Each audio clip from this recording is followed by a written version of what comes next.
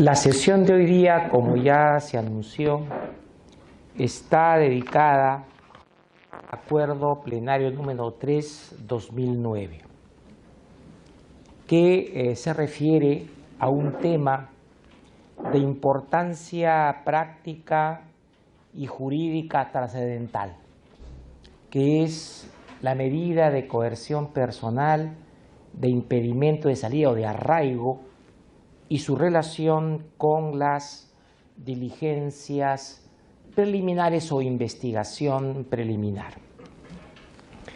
Un punto previo en la materia.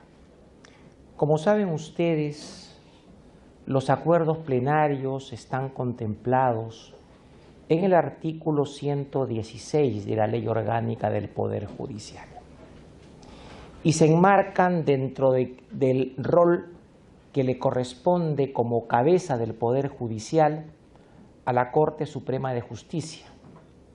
La misión de un Tribunal Supremo es fundamentalmente afirmar la uniformidad en la interpretación judicial de la ley, garantizar el valor seguridad jurídica y consolidar, amén de afianzar la justicia, sobre todo considerar, afianzar el principio derecho de igualdad de todos los ciudadanos ante la ley. Esta misión de suyo fundamental de la Corte Suprema genera pues la necesidad de imponer, de garantizar la coherencia del derecho interpretado judicialmente. Y uno de los instrumentos que el derecho orgánico procesal reconoce para imponer o para cumplir con esta misión son los acuerdos plenarios. Los acuerdos plenarios tienen dos características especialmente relevantes. La primera es identificar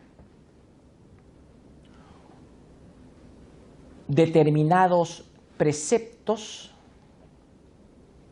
a fin de consignar, desarrollar la interpretación que se considere más coherente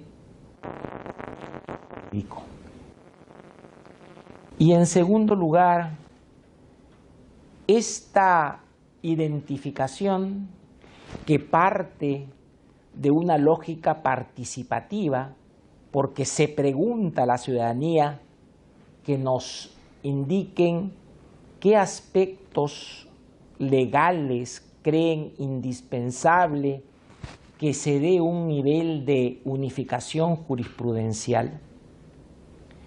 Y por otro lado, si se quiere generar esta línea jurisprudencial sólida y seria, se requiere de una especial motivación. Las decisiones tienen que estar sólidamente justificadas, coherentemente argumentadas y expresadas con la claridad y la precisión que corresponde, porque a través de ellas se trata de diseñar directivas hermenéuticas para que los jueces las apliquen en su diario quehacer. Pero nuestro sistema de uniformización no es absoluto o pétreo, o sea que el juez sin más no está obligado a seguir el derrotero de un acuerdo plenario. Lo que sí está obligado es a indicar la existencia del acuerdo la ratio essendi del acuerdo, y si no está de acuerdo con esta decisión, pues tendrá que incorporar sus propios argumentos. Lo que no puede hacer el juez adicionalmente es incorporar argumentos expresamente desestimados en el acuerdo plenario, en sus líneas justificatorias. Uno puede decir, y eso es la gran discusión histórica, porque acá desde luego nos apartamos del modelo eurocontinental, si esto no puede implicar una vulneración de una metagarantía o garantía de la jurisdicción, cual es la independencia judicial. Se considera que, como todo derecho y toda garantía, tiene determinados límites y tiene que expresarse sistemáticamente en el conjunto del ordenamiento, y que tiene que haber ponderaciones para su maximización. Ahora bien, el juez es libre, es independiente y él interpreta la ley según su leal saber y entender. Pero también es verdad que el ciudadano tiene derecho a normas, a criterios predecibles, y a que en un caso, bajo la misma sustancia, se diga A, y en otro caso, bajo la misma sustancia, se diga B, porque esto genera malestar, disconformidad y, en última instancia, ilegitimidad del sistema judicial. Y por eso es, como decía López Barja de Quiroga, a final de cuentas, es muy importante sostener la obligatoriedad de un acuerdo plenario. Primero, porque es la Corte Suprema de Justicia. Segundo, porque es su misión institucional. Y tercero, porque al ordenamiento en niveles de coherencia se necesita no solo que los preceptos sean coherentes, sino las normas, o sea, la interpretación de las disposiciones sean coherentes. Y por eso es que existe una justificación razonable para imponer interpretaciones obligatorias, o diremos cuasi obligatorias, porque no es que se prohíba apartarse, sino hay determinados caminos que están, por cierto, acotados para que esto suceda. Se entiende de que el criterio moral de calidad de las sentencias es el más importante, pero también tenemos que sostener que a veces no basta y es necesario, en orden a la sanidad del sistema, que exista preceptos que tengan un nivel de orientación fuerte, que es el caso que les menciono. Y por eso que nos hemos esforzado desde los momentos del año 2000, creo que fue 6, 5, no me acuerdo cuándo empezamos con los acuerdos plenarios. Esa fue la idea que permanece hasta el momento. Y que por lo demás el código nuestro, ya el código procesal, ha fijado otra modalidad, que son las sentencias católicas vinculantes, y otra, que son las sentencias plenarias casatorias vinculantes. Estas últimas sirven para resolver diferencias entre las salas jurisdiccionales o, cuando es del caso, cambiar el criterio. Hemos dictado, no sé si un par de sentencias plenarias casatorias. Uno de ellos, entiendo, es en el caso del delito de lavado de activos, como saben ustedes, y otra, no me acuerdo en este momento,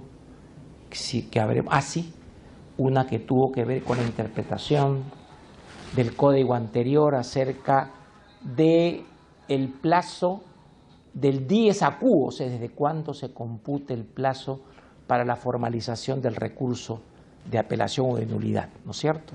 Hicimos allí dos sentencias plenarias, ¿no es cierto? Muy bien. Hoy día, en esta sesión, nos corresponde trabajar impedimento y diligencias preliminares. Creo que aquí el tema central es primero identificar el problema, las dudas, que es la base para la interpretación, dudas. En segundo lugar, tenemos que ya un trabajo de filosofía del derecho para entender si hay o no antinomia y si existe o no en verdad y cuáles son las pautas interpretativas que deben asumirse. Muy bien, para empezar con el tema. Como sabemos nosotros, el 21 de diciembre de 2000, con motivo de los graves acontecimientos que el país sufrió, se publicó la ley 27.379, denominada Ley de Procedimiento para adoptar medidas excepcionales de limitación de derechos en investigaciones preliminares. La propia dicción, este título, y por la fecha de su publicación y entrada en vigor, desde luego se refería a un ordenamiento cuyo eje era el Código de Procedimientos Penales de 1940. Muy bien. Aquí se permitió, se autorizó que en sede de diligencia o de investigaciones preliminares, como denominó la Ley Orgánica del Ministerio Público, esta subfase inicial, se pudieran dictar una serie de medidas limitativas de derechos. Esta expresión es en un sentido amplio, porque siguiendo a Roxin y a Schunemann, podemos decir que una medida limitativa es para garantizar el proceso de ejecución y la tutela del proceso, que son las medidas de coerción o cautelares, y tenemos las medidas instrumentales restrictivas de derechos para garantizar el proceso de conocimiento de información.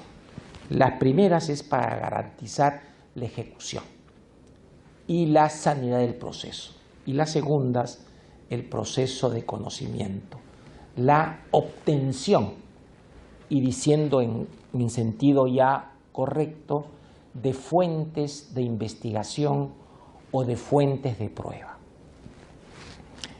Este artículo 2 de este decreto, de esta ley, entre las muchas medidas que contemplaba, en el numeral 2 del artículo 2, o si ustedes quieran, en el inciso 2, contempló el impedimento de salida del país o de la localidad donde domicilia el investigado o el lugar que se le fije.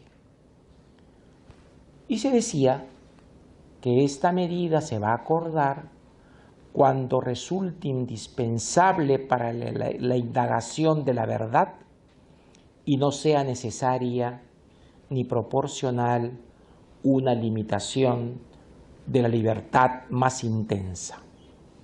Mencionó el artículo 143 del extinto Código Procesal Penal de 2001, si mal tengo entendido. No, de 1991, ¿no ¿no es cierto? Muy bien.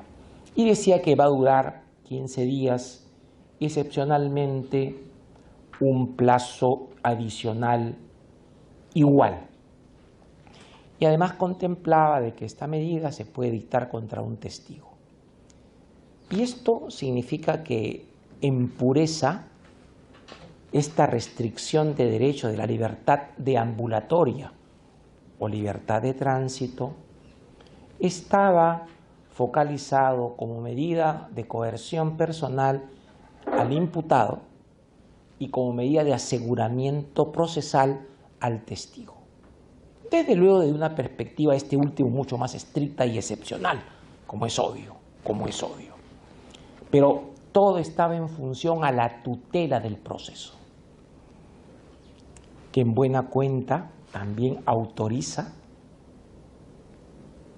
concebir un esquema de aprobación de la presunción de inocencia, vista esta presunción de inocencia como regla de tratamiento, que no como regla de prueba y de juicio. Hay que ser en vía funcional o funcionalista estas dos diferencias. Quienes no tienen esta dos diferencias van a decir cómo la prisión preventiva se dicta cuando no hay condena. Cuidado, hay que ver exactamente a dónde va, qué se justifica y por qué. Y es un tema que entiendo ya se ha tratado el día lunes, si mal no me parece. Pero en fin, aquí pues se estableció el impedimento de salida y además se fijó un procedimiento que no requería audiencia y era de pleno derecho. Petición, resolución sin trámite alguno. Inaudite altera partes, ¿no es cierto? Ese es el modelo de esta ley. Claro, el problema, la duda, que siempre es el fundamento para interpretar y para todo, pero esta ley es del año 2000, en un contexto normativo, en un ordenamiento procesal antiguo, ¿no es cierto?, del código anterior. Muy bien. Se puede decir luego, hay otro código con otras lógicas, ¿cómo se va a aplicar? ¿No es cierto? Pero si uno sigue la historia de esta ley, puede ver de que han habido dos modificaciones sucesivas. Una, el decreto legislativo 988 de julio 22 de 2007, el código es nuevo del 2004. ¿Ah? Y luego otra, ahí está el tema, ¿no?, por la ley 30.077, la ley contra el crimen organizado, de 20 de agosto de 2013, que entró en vigencia el 1 de julio de 2014.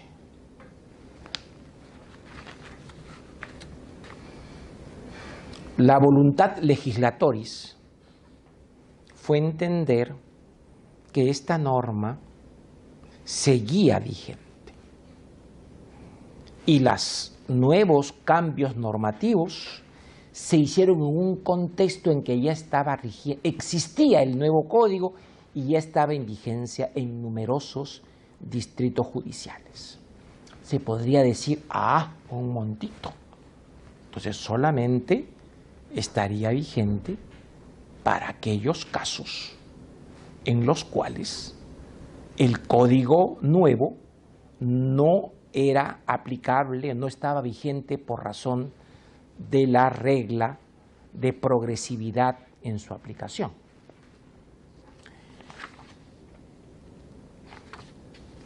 Este es el problema o la duda que presenta. ¿Y por qué? Porque luego, si uno analiza el Código Procesal Penal, los artículos 295 y siguientes y demás normas en clave sistemática, va a poder entender que esta medida solamente se aplica una vez dictada la disposición formal de investigación preparatoria. Luego, quien cree que el Código abrogó las disposiciones de la Ley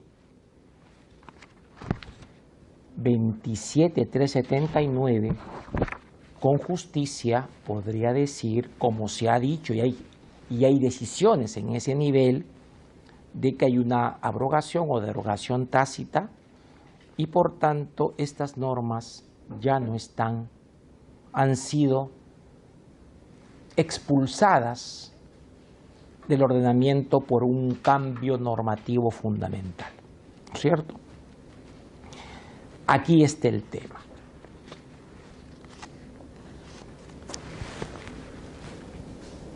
Y acá entonces, sobre estas dudas, cabe preguntarse si hay o no antinomia y cómo debe surgir el proceso interpretativo en primer lugar, ¿cierto? Y sobre esta base tendría que decir lo siguiente. Primero, ¿qué es una antinomia? Y una antinomia está en el contexto de lo que se llama la coherencia del sistema jurídico. Una antinomia es la incompatibilidad entre dos normas pertenecientes al mismo sistema jurídico y que poseen el mismo ámbito de aplicación temporal, espacial, personal y material. Si alguno de estos supuestos no existe, no hay antinomia. En el presente caso,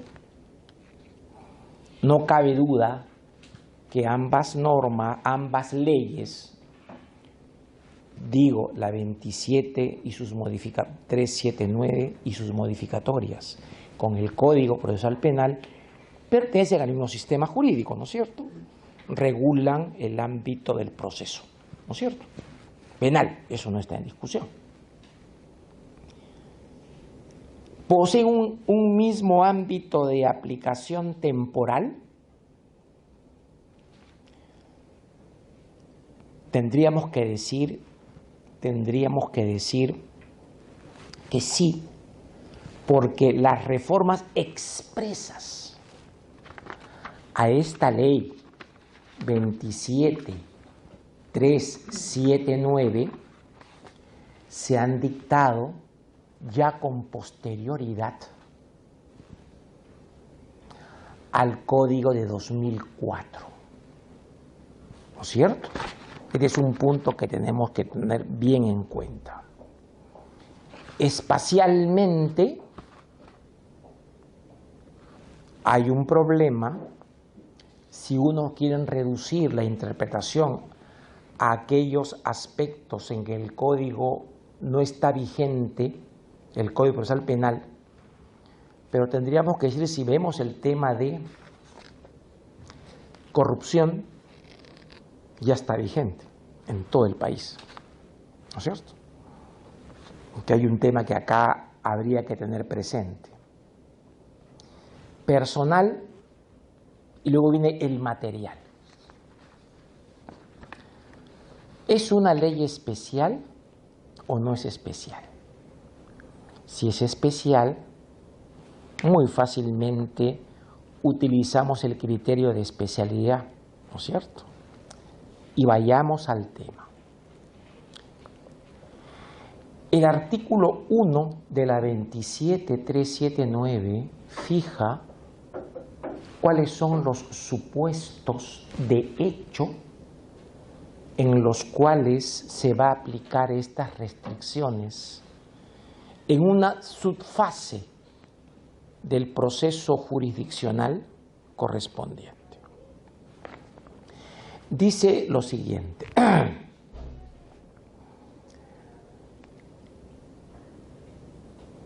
Dice el artículo 1, las medidas limitativas previstas en la presente ley podrán dictarse en los siguientes casos. Estamos ya en el segundo parágrafo y contiene un conjunto de ordinales que son 5 ordinales. Dice, delitos perpetrados por una pluralidad de personas, siempre que en su realización se hayan utilizado recursos públicos o hayan intervenido funcionarios o servidores públicos o cualquier persona con el consentimiento o aquiescencia de estas. Esta es una norma operativa, no es un tipo penal. Eso estuviese en procesal, son normas operativas. 2. Delitos de peligro común previstos en tales artículos. Delito contra la administración pública previsto en tales capítulos. Delitos agravados del 896, aduaneros, tributarios, siempre que se cometan por una pluralidad de personas o sea, fórmulas de codelincuencia y de organización criminal. Desde ya adelanto, el género es la organización criminal o la agrupación criminal. Y hay 2 especies. La organización criminal propiamente dicha y las bandas criminales. ¿Ya? Son especies del mismo género. ¿Ah? Estas últimas tienen dos diferencias que son claves. Menor entidad organizativa, consistencia, y segundo, que son para los delitos de despojo o violentos. La organización criminal es para generar mercados ilícitos, sostener mercados ilícitos. ¿Correcto? Ahí está la diferencia clara. ¿Ya? No hay otra, no hay otra. O sea que no, que es banda, que es organización, que no se aplica a la banda, la ley 30007, no, por favor. Es no entender la lógica de las cosas. Muy bien. Luego incorpora en sus modificaciones, en tercer lugar, terrorismo, lavado de activos, tráfico de drogas, determinados delitos contra la humanidad, contra el Estado y la defensa nacionales, los delitos contra la libertad, secuestros y secuestro extorsivo básicamente, y luego otros delitos cuando la gente integre una organización criminal. Y acá hay que llevarlos al 30.0077, ¿no es cierto? Bueno, fíjense que está acotado, está pues acotado.